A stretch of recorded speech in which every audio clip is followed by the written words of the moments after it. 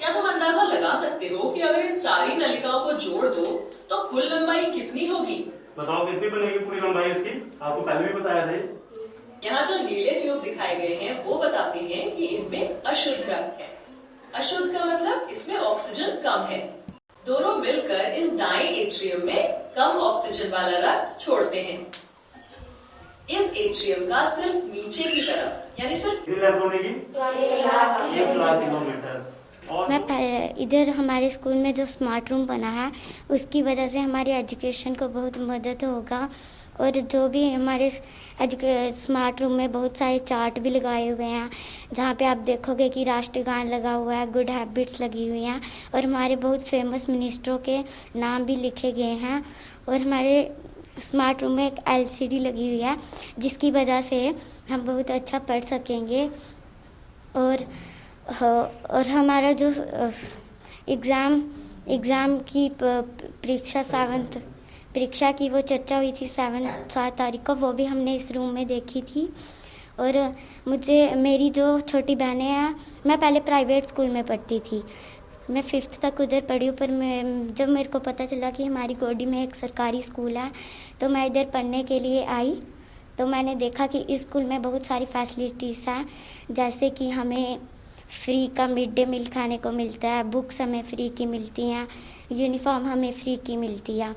और अब ये एक और फैसिलिटी, ये स्मार्ट रूम जो हमें पढ़ाई में हमारी बहुत मदद करेगा। ये हमारे टीचर्स ने सब ने इकट्ठा होकर ये रूम बनाया है और मैं बहुत खुश हूँ इस रूम की वजह से। और मैं बाकी जो भी इधर गोडी के पास से हैं जिनको अच्छा स्कूल नहीं मिल रहा है, मैं उनको बोलती हूँ कि आप भी स्कूल में पढ़ने के लिए आ सकते हो। उधर बहुत अच्छी फैसिलिटीज़ हैं, बहुत अच्छे टीचर्स हैं, आप इधर आ सकते हो पढ़ने के लिए। गवर्नमेंट गर्ल्स मिडिल स्कूल में पढ़ रही हूँ और जो ये स्मार्ट रूम बनाया गया है ये बहुत ही अच्छा है। इससे हमारी एजुकेशन पे बहुत ही अच्छा मतलब प्रभाव पड़ रहा है। जो चीज़ें हम पहले कुछ चीज़ें जो हम नहीं समझ सकते थे वो हम इसमें टीवी में देखने की वजह से अच्छे से समझ सकते हैं। ये हमारे सभी टीचर्स ने मिलकर बनाया है और ये बहुत ही अच्छा है, जिससे हमें बहुत सारी फैसिलिटीज़ मिलती हैं पढ़ाई के बारे में, जो हमें पहले समझ नहीं आता था वो हम इससे समझ सकते हैं। हमारे प्रधानमंत्री हैं जो, उन्होंने ये स्मार्टफोन हमारे लिए भेजे और हमें घर में भी ये गुड हैबिट्स वगैरह ये हमें नहीं मिलते थे पढ़ने के लिए। और हमारे स्कूल में सारे टीचर ने मिलकर ये स्मार्टफोन और ये रूम समझाया है, गुड हैबिट्स वगैरह ये पोस्टर लगवाए हैं। नहीं, हमने नहीं सोचा था कि हमारा स्मार्टफोन होगा, लेकिन हम देखते कि कहीं फ़ोन पे जहाँ टीवी पे देखते थे कि स्मार्टफोन वगैरह सभी में होते थे। और जो वगैरह जैसे कि उधमपुर में बहुत सारे स्कूल हैं और वैसे ही पढ़ाई हमारे स्कूल में भी हो, हम यही चाहते थे कि और हमें अच्छे से पढ़ने के लिए हैबिट्स मिलती हैं यहाँ पे। और ये बहुत दिन से अभी कोई 10-12 दिन लगाए हुए इसकी एलईडी। मैं बहुत खुश हूँ कि लगाए एलईडी लगाई है कि पढ़ने के लिए भी बहुत सब कुछ है। हमारे जो प्रधानमंत्री और एमपी थे वो चाहते थे कि गांव के बच्चे आगे बढ़े। मैं गोडी से आती हूँ, छोटे छोटे गांव है, मैं गोडी से आती हूँ। स्कूल में पढ़ाई बड़ी अच्छी है, सभी टीचर बड़े अच्छे हैं। ये रूम हमारे लिए बनाया गया है, सभी टीचरों ने मिलकर बनाया गया है। हम गरीब बच्चे हैं, हमारे पास ये इतनी सारी फैसिलिटीज़ नहीं है जो हम यहाँ सीखते हैं। जो हमें कुछ चीज़ें समझ नहीं आती थी वो हम टीवी पे देखते हैं, थोड़ा क्लियर हो जाती हैं वो चीज़ें। हमें यहाँ आना बहुत अच्छा लगता है। हमारी एजुकेशन यहाँ बड़ी ज़्यादा बढ़ी हुई है। हमने सोचा कि हम अपने बच्चों को अच्छी शिक्षा देने की कोशिश कर रहे हैं। जहाँ पे ये पहले जहाँ पे बच्चों को गवर्नमेंट ने बहुत कुछ स्कीमें दी हुई है, जैसे कि उनको फ्री एजुकेशन, गर्ल्स स्कूल है जो, तो उनके लिए फ्री एजुकेशन है, मतलब फ्री बुक्स मिलती हैं, इनको यूनिफॉर्म मिलती है गवर्नमेंट की तरफ से।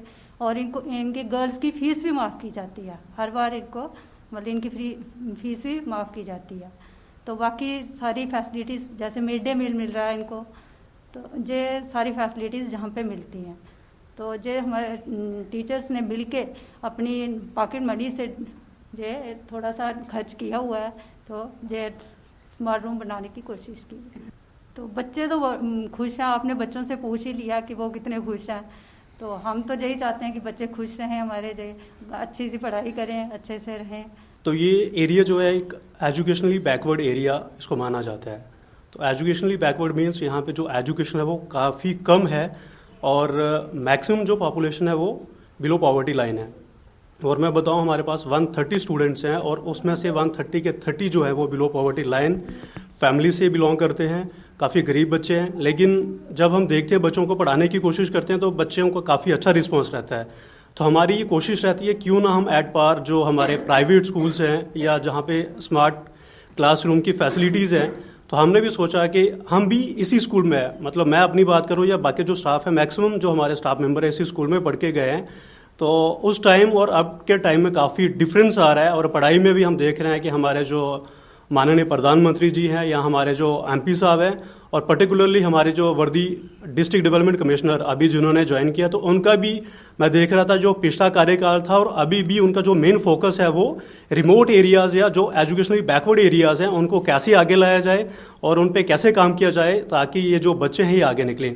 गर्ल्स की बात करें तो ये स्कूल नाम तो इसका गर्ल्स मिडिल स्कूल है, लेकिन अभी क्या है कि गवर्नमेंट की तरफ से सभी को को एजुकेशनल कर लिया हुआ है।